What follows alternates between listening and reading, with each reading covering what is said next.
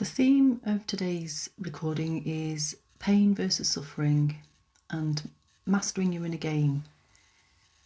And really, I just want to offer a doorway out of unnecessary suffering. And I'd just like to talk about it in quite a subtle but incredibly powerful way. So pain is an absolute part of being human. It's unavoidable. We are all going to experience some sort of physical pain, whether we fall down and injure ourselves, break our leg, have an illness, experience loss. We are all going to and do experience pain. It's part of the human experience. But suffering, in the way that I see it, is how we relate to what's happening in our circumstances. And what got me thinking about this is my cousin had an operation on her elbow, and there's real physical pain there. And that pain deserves compassion and care. And I noticed that just in a brief conversation with her that she's not adding layers of mental suffering to it. And I just thought that's really interesting, how we can choose to do that or not, even though the pain is there.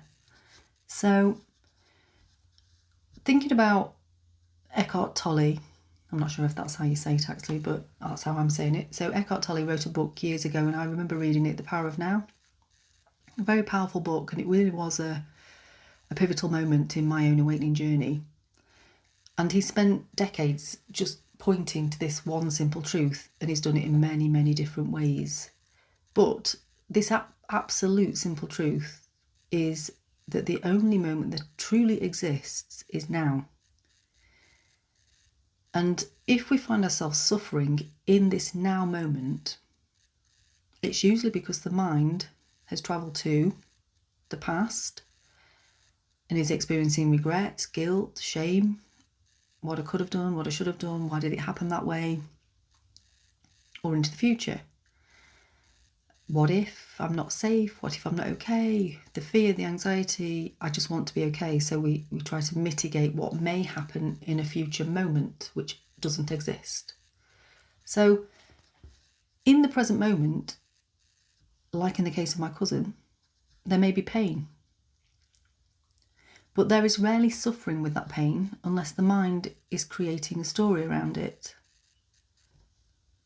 And that got me thinking about how language and the way that we talk to ourselves is also very important, because we often say, I am in pain, or I am whatever in a negative sense, but we can say I am in pain, I am suffering.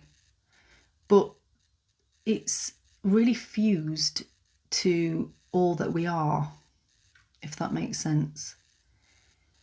And a much gentler and more spacious way that gives you a little bit of separation from the awareness that you are and the actual pain itself, or the emotion that feels uncomfortable itself, is to say, I am experiencing pain, because it's not who you are, it's an experience that you're having.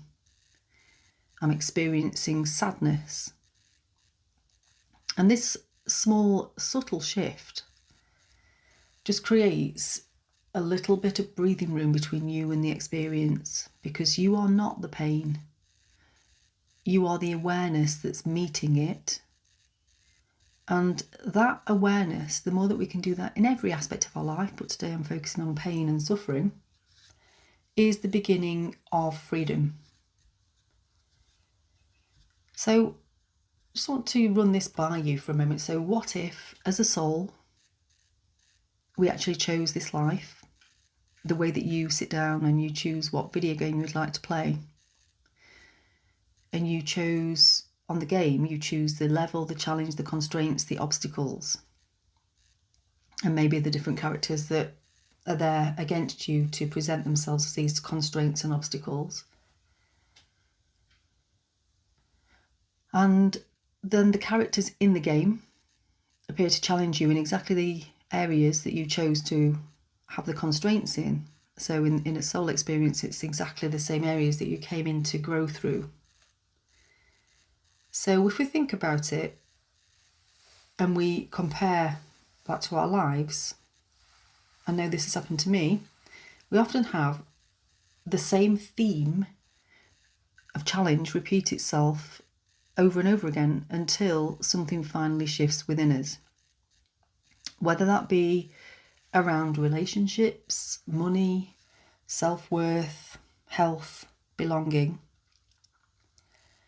And every time we have an experience and we don't quite master that, we get another experience packaged as a different person, a different job, a different scenario.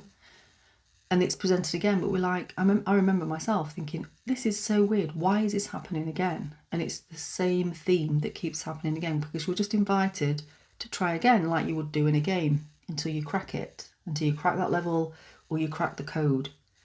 So pain is a part of the game. It's inevitable. And suffering comes when we forget that we're playing the game. So what if you could remember that? And it's just such an empowering thing to think about. And every challenge that we face in life, I see it as offering two doorways. And whilever we're here having this human experience, we're going to experience challenge, because that's why we came. But every challenge has two doorways, and one of the doorways is victimhood, which I've definitely been in myself many times. Why is this happening to me? And the whole kind of energy around that, being a victim of it. I'm at the absolute mercy of my circumstances and I can't do anything about it. And I'm not belittling or putting down anybody's, really difficult challenges that they're experiencing in life, because they are incredibly difficult, some things that we go through. But we do have a choice. We either can go into the victimhood doorway, or we can go through the mastery doorway. And instead of what's happening to me, why is this happening to me again, we can ask, what is this teaching me? And that leads us on the inward path. So we start to shift as our awareness turns inwards rather than externally. So not reacting to the circumstance and trying to shift and change all of the external things to make it all better, but just becoming curious about how you are relating to it. And just that small shift is the beginning of mastery of your inner game. And it doesn't mean that we deny how hard things can be. Believe me, I know things can be challenging and hard. Loss actually hurts. It really does hurt. That you can't bypass it. Illness is uncomfortable and horrible. And fear is, very difficult. But it's not about pretending everything is fine. It's acceptance of what is. But it's choosing not to add a second layer of suffering through the mental time travel into the future and to the past. Just being really present and really aware and just really noticing and allowing it to be as it is, and then choosing to ask, what is this teaching me? And that shifts the power from victim to mastery, because we're taking responsibility. So you can hold pain with kindness, and you can really have compassion and love for the body, which is also something that really does help, because the body responds to your awareness and how you're talking to it, how you're relating to it. And that stops us turning it into a story of hopelessness or anger or frustration or annoyance. So maybe today just notice, am I in pain right now? Or am I suffering because my mind is in the past or the future?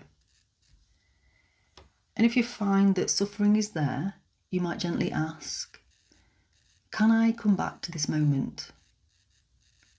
Can I meet this with awareness instead of resistance?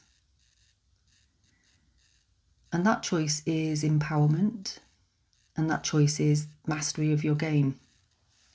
The pain, as I've said, is unavoidable, but the suffering is optional.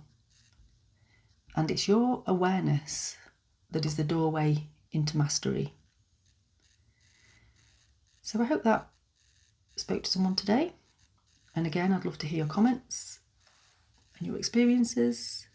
Thank you very much for listening.